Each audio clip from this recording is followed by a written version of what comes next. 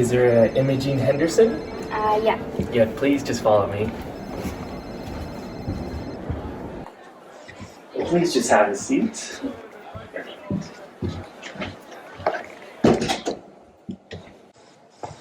Hi, my name is Jack, and I am the registered nurse. Could I please get your date of birth, please? Yeah, it's April 1st, 2009.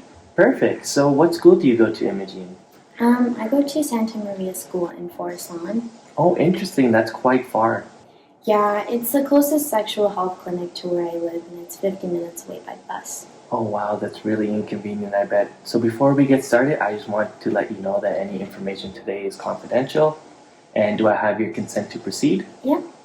Okay, so how are you doing? What can I help you with today?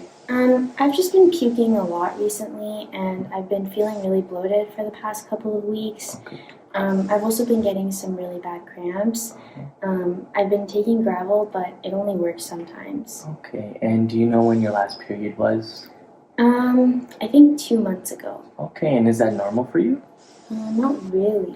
Oh my god. Imogene, is that a bruise? Oh, it's nothing, it's nothing. Are you sure? I can see the bruise on your hand as well. Are you doing okay? It's just my boyfriend, but we're broken up now. He was really physically and sexually abusive. Okay, and did you let anybody know about him abusing you? And did he also use protection as well? No, well, we were in a relationship, so I thought it was normal. I didn't really think to tell anybody, and my parents are really busy all the time, and I don't really have a lot of friends to tell. As for protection, none that I can remember. Okay, well, I'm just glad that you're not with him anymore. Abuse is never acceptable, and regardless of the relationship. And thank you for answering these questions. I'll discuss some things with the physician, and we'll order some tests for you. Sounds good. Perfect. All right, Imogene, the assessments are all done, and the doctor is ready to see you. Could you please just follow me real quick? Yeah. Perfect, thank you.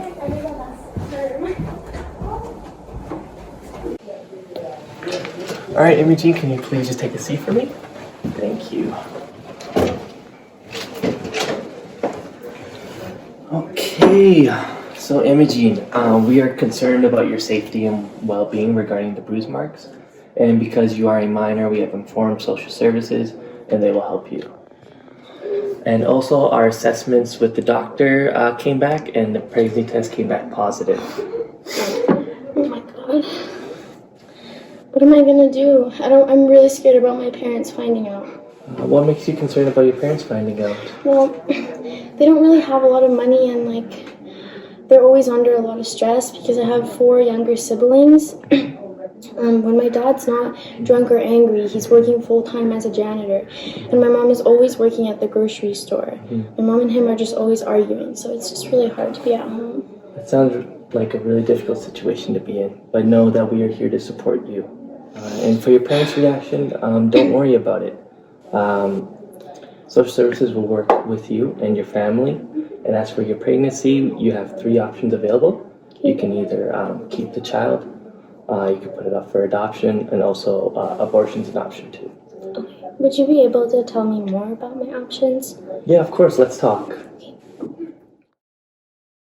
Thank you so much for all of the information. It's no problem. We're here to support you in the best way that we can. So, I don't really think I have the resources to raise a baby, let alone be a mother, but I would really like to continue with the pregnancy.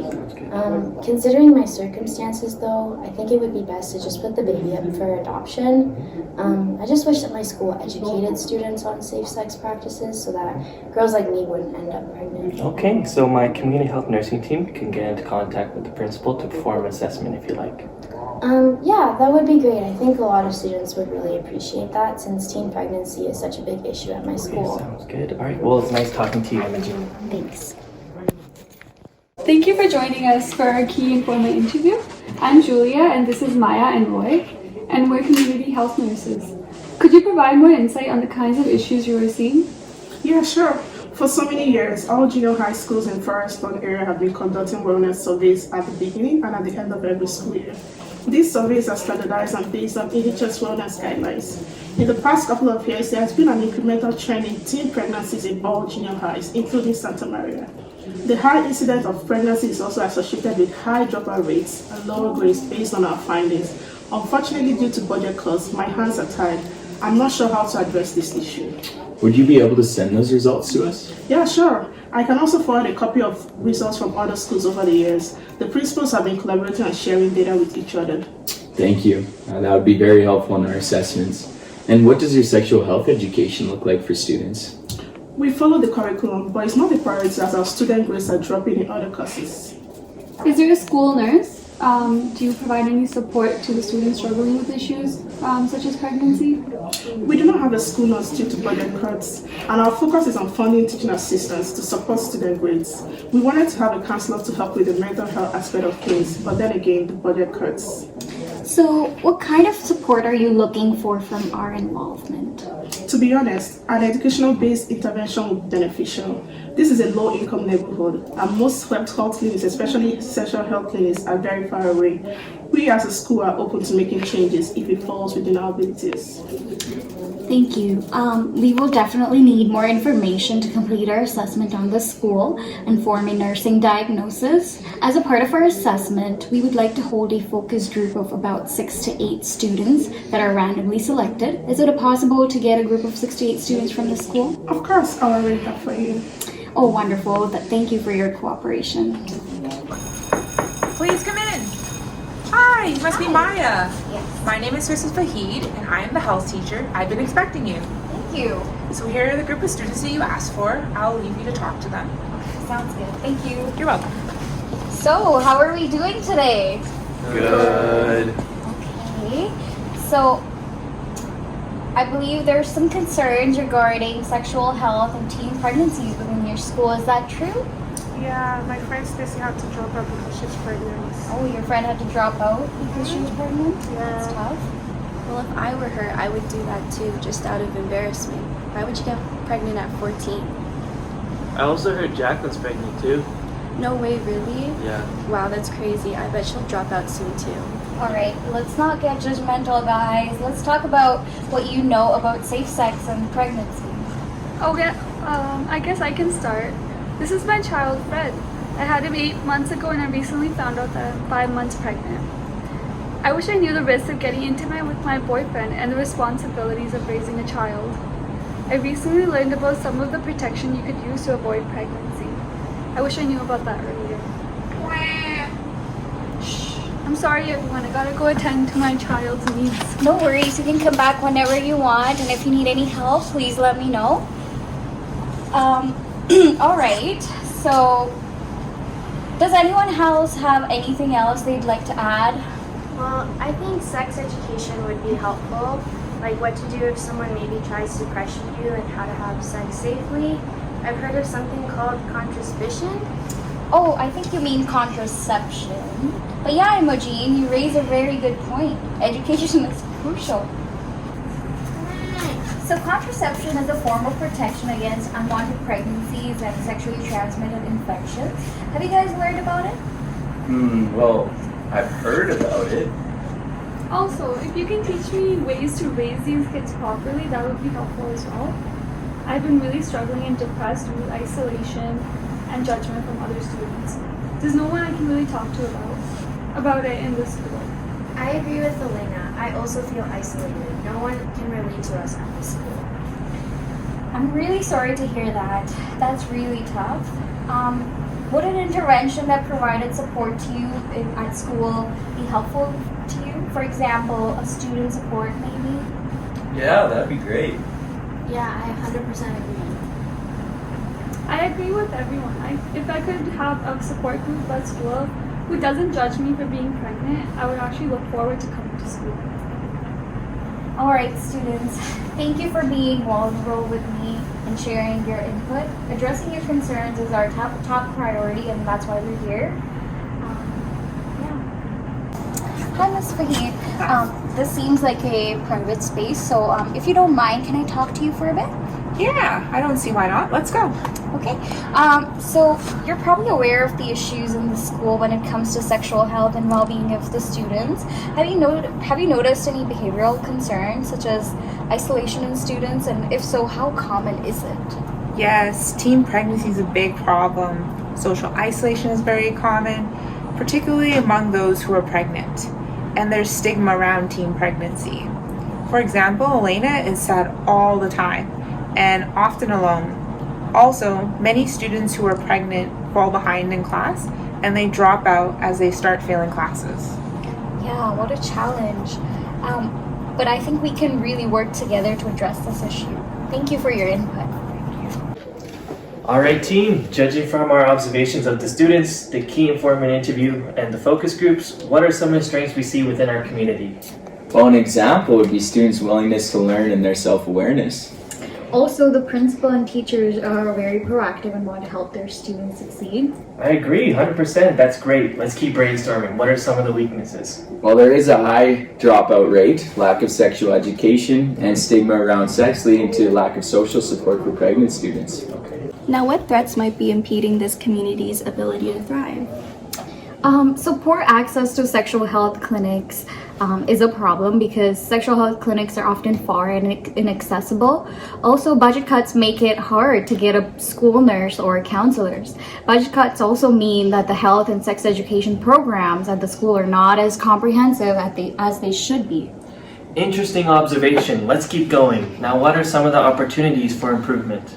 Well, some opportunities would include acquiring more funding, community involvement, and partnerships, and strengthening the lines of defense. That's marvelous. I think our SWOT analysis is on point. To make things clear, let's establish our socio-economical determinants of health.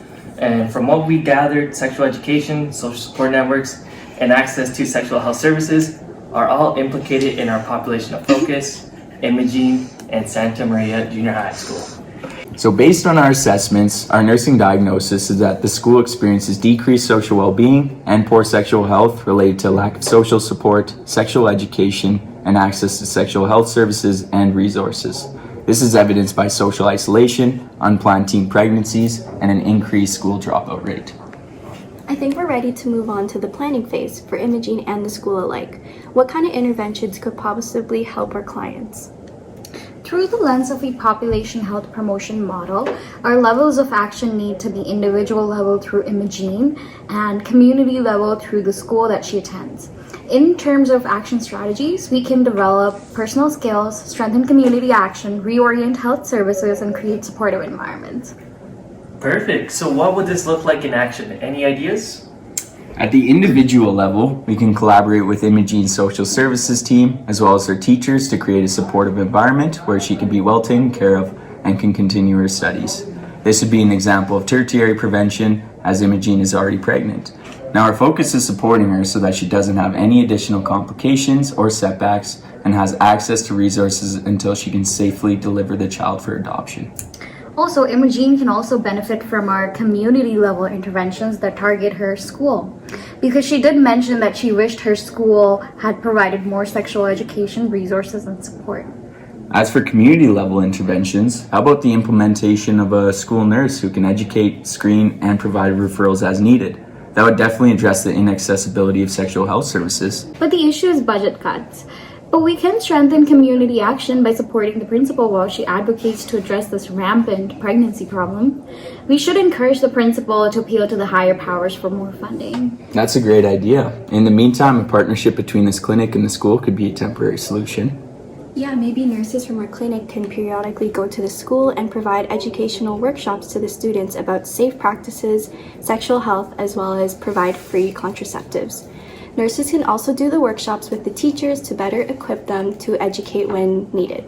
This will help build their personal skills and reorient focus to prevention of unplanned pregnancies. Yeah, maybe we could go to the school every 4 months. These are some great ideas of primary prevention. If successful, they will prevent teen pregnancies and all other associated negative outcomes in students. We can also address the inaccessibility of sexual health clinics for many students. For example, while the school waits for funding to hire a school nurse, our nurses can provide sexual health services to those who need them while they're at the school. This would be a secondary prevention as we can do screening with the students. Anything else? Yeah, I like that. Oh, the school also seems to have a problem with social support. Maybe we can encourage a club for students who had similar struggles in school to create a supportive environment and foster healthier friendships. Now we're talking. Based on what we've already brainstormed, our proposed interventions will include helping the principal appeal to the education board, for more funds to hire a school nurse. In the meantime, we can partner with the school to increase accessibility and education by visiting the school every 4 months.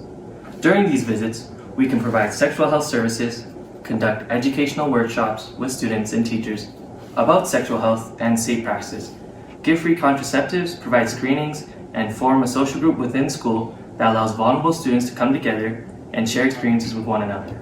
Yes, but we also need to think about how we will evaluate the effectiveness of our interventions. If we look at the logic model, our interventions will have short and long-term impacts. For example, we can evaluate the short-term impact of increased knowledge, reduced stigma, and increased social well-being in students by doing a sexual health awareness survey pre- and post-intervention. I see what you mean. So for our evaluation, we could develop a sexual health awareness survey and use a wellness survey data acquired from the school for comparison, pre- and post-intervention. How do we assess long-term impact? If the results from the sexual awareness and wellness surveys from the school suggest increased awareness about sexual health, improved social well-being, increased grades, and a downward trend in teen pregnancies and dropout rates, it will support the effectiveness of our interventions. If our intervention improves the outcomes in Santa Maria School compared to other schools in this area, the principal can use this as evidence when appealing for a school nurse. What about our individual level intervention with imaging? How will we evaluate that? We can use the qualitative evidence by interviewing Imogene post-delivery and follow-up every 3 months to assess her and her family's well-being and provide any support if needed. Perfect. I think we have a solid plan, but let's validate our diagnosis and proposed interventions with the principal, teachers, and students, including Imogene, to see what they think about it. We can also consult the principal and the teachers as well as conduct another focus group. Let me call the principal.